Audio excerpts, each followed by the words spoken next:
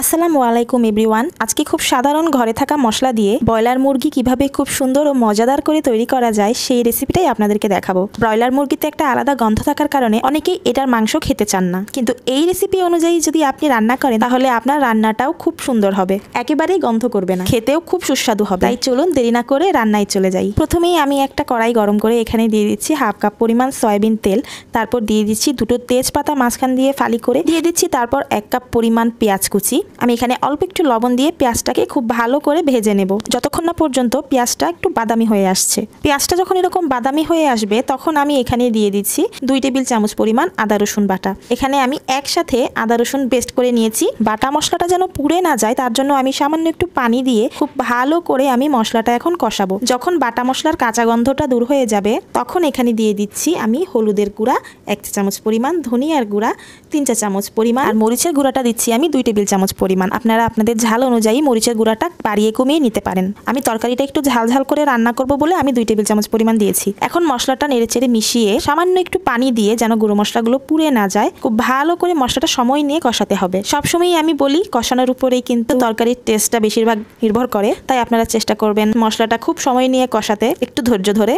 এরকম যখন তেল ভেসে উঠবে মশলাটা কষাতে কষাতে তখন এখানে আমি মুরগির মাংসটা দিয়ে দিচ্ছি। এখানে 1 কেজি পরিমাণ ব্রয়লার মুরগির মাংস রয়েছে। তার আগে একটা টিপস আপনাদের সাথে শেয়ার করি। আমি কিন্তু ব্রয়লার মুরগিটা পরিষ্কার করে 1 টেবিল চামচ পরিমাণ লেবুর রস দিয়ে মুরগিটা মেখে রেখেছিলাম। এতে করে মুরগির যেই একটা আষ্টে গন্ধ থাকে, বিশেষ করে ব্রয়লার মুরগির গায়ে, এই গন্ধটা তাহলে চলে যাবে। আপনারা অবশ্যই এই টিপসটি ফলো করবেন। তারপর এখানে দিয়ে দিচ্ছি স্বাদ মতো লবণ। এখন আমার একটাই কাজ, এই মুরগির মাংসটাকে খুব সময় নিয়ে ভালো মতো কষানো। চেষ্টা করবেন চুলার আঁচটা মিডিয়ামে রেখে মুরগিটা একটু সময় নিয়ে কষাতে। যত বেশি কষাবেন মাংসটা তত বেশি খেতে ভালো লাগবে। আমি এখানে প্রায় 25 মিনিট ধরে মাংসটা কষিয়েছি মিডিয়াম আঁচে। এখন আমি এখানে মাংসটা খুব ভালো করে সেদ্ধ করার জন্য পানি দিয়ে দিচ্ছি 1 কাপ পরিমাণ। যেহেতু এই মুরগিটা সেদ্ধ হতে বেশি সময় লাগে না, কষাতে কষাতেই কিন্তু মুরগিটা 80% সিদ্ধ হয়ে গিয়েছে। এখন আমি মুরগিটা সেদ্ধ হওয়ার জন্য যেই পানিটা দিলাম, এই পানিটাতে এখন আমি মুরগিটা সেদ্ধ করব প্রায় 30 মিনিট। চুলার আঁচটা একদম লোতে দিয়ে আমি এটাকে রান্না করব 30 মিনিট ধরে। এখন আমি এখানে অ্যাড করছি গরম মশলার গুঁড়া 1 চা চামচ পরিমাণ এবং জিরার গুঁড়া 1 চা চামচ পরিমাণ। খুব ভালো করে মশলাটা মাংসের সাথে মিশিয়ে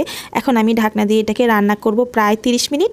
মিডিয়াম আছে এটাকে 30 মিনিট রান্না করব। এতে করে দেখবেন পানিটা অনেকটা শুকিয়ে যাবে, গা মাখা মাখা হয়ে আসবে। এই যে দেখুন পানিটা একদম গা মাখা মাখা হয়ে এসেছে, তেলটা উপরে ভেসে উঠেছে। আমার মুরগির রান্নাটা কিন্তু হয়ে গেছে। এরকম মিডিয়াম আছে যদি আপনি অনেক সময় নিয়ে মুরগিটা রান্না করেন তাহলে মুরগির ভিতরে খুব ভালো করে মশলা লবণ এগুলো ঢুকবে আর খেতে ভালো লাগবে। আলাদা যে একটা বাজে গন্ধ করে, এই গন্ধটা তখন করবে না, কারণ আমাদের মুরগির মাংসটা খুব ভালো করে সেদ্ধ হবে। অনেক সময় আছে আমরা তাড়াহুড়ো করে বেশি পানি দিয়ে তাড়াতাড়ি জাল দিয়ে আমরা মুরগির মাংসটা সেদ্ধ করে ফেলি, যেহেতু ব্রয়লার মুরগির মাংস সেদ্ধ করতে বেশি সময় লাগে না। কিন্তু না, এটা করা যাবে না, তাড়াহুড়ো করে রান্না করা যাবে না। এটাকে একটু সময় নিয়ে রান্না করতে হবে। আপনি যত লো হিটে এটাকে রান্না করবেন তত এটার ভিতরে মশলাটা খুব ভালো করে ঢুকবে আর মাংসটা খেতেও খুব সুস্বাদু হবে। আমার রান্নাটা কিন্তু হয়ে গেছে, দেখুন আমার মাংসটা হয়ে গেছে। এরকম মাখা মাখা ঝোল রেখেছি। কেমন লাগলো ভিডিওটা কমেন্ট করে অবশ্যই জানাবেন। ভালো লাগলে শেয়ার করে দিবেন যেন অন্যরা উপকৃত হয়। ভালো থাকবেন, সুস্থ থাকবেন। দেখা হবে আরো একটি নতুন রেসিপির সাথে। সেই পর্যন্ত আল্লাহ হাফেজ। আসসালামু আলাইকুম।